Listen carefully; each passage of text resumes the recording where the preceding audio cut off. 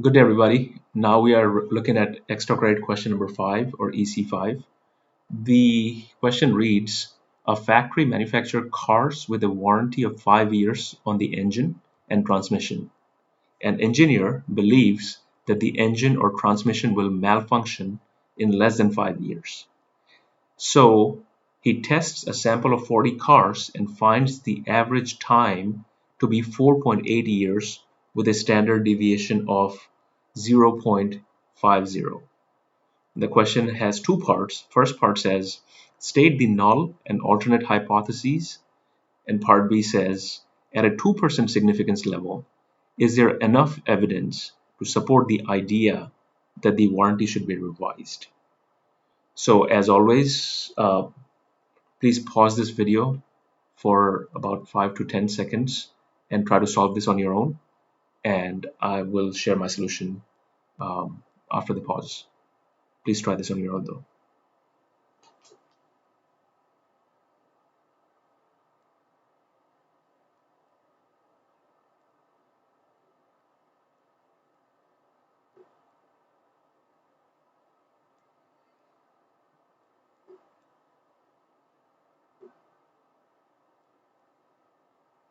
Okay, so hopefully you are able to approach it on your own. If not, let me share how I have done this. So the first part says state the null and alternate hypotheses, and the null hypothesis here is the average time to malfunction for the engine or transmission is 5 years or more. However, the alternate hypothesis, which is HA, says the average time to malfunction for the engine or transmission is less than 5 years. Then the second part of the question asks, at a 2% significance level, is there enough evidence to support the idea that the warranty should be revised? And before we can proceed solving this, let's analyze what information is given. So we are given the sample size, or n, that has a value of 40. We're also given mean, or the x bar value, which is 4.8 years. Sample standard deviation value of 0.50 years, which is approximately 6 months.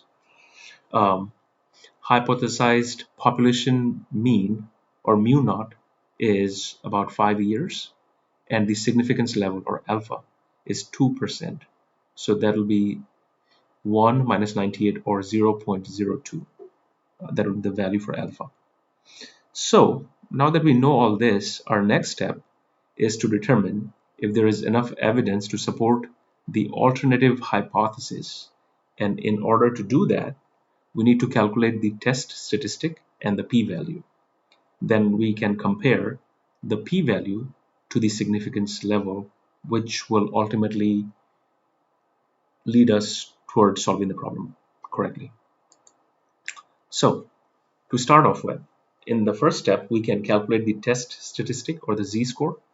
And here, the z would be calculated as, in the numerator, you'll have x bar minus mu naught within parentheses.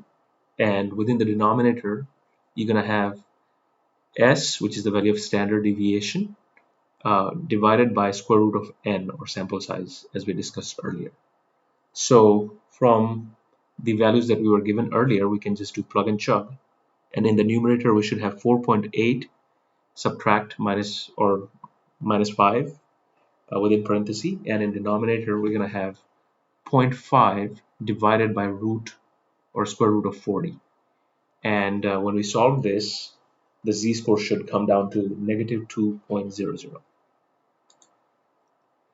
So the next step is finding the p-value using the z-score. And the p-value will represent the probability of obtaining a test statistic at least as extreme as the one observed, given the null hypothesis is true. So we have two options. We can either use the z-table, or we could use the calculator. And for this would be a one-tailed test, and we can see that the p-value for a one-tailed test with z, a value of negative 2.00, is approximately 0.0228. rounded up to 4 decimal places. Then, as we have all of this information combined and together at our discretion, we can take the final step, which is comparing the p-value to the significance level. Since the p-value that we calculated is 0.0228, happens to be less than the significance level or the alpha of 0.02, we have enough evidence to reject the null hypotheses at a 2% significance level. So overall, at our final answer, we can say that therefore we have enough evidence to support the idea that the warranty should be revised, as the average time to malfunction for the engine or the transmission is going to be less than 5 years. Thank you so much for reviewing my presentation and the extra credit question 5 again. And I hope you have a good day, and I hope you have learned something from this question. Thank you.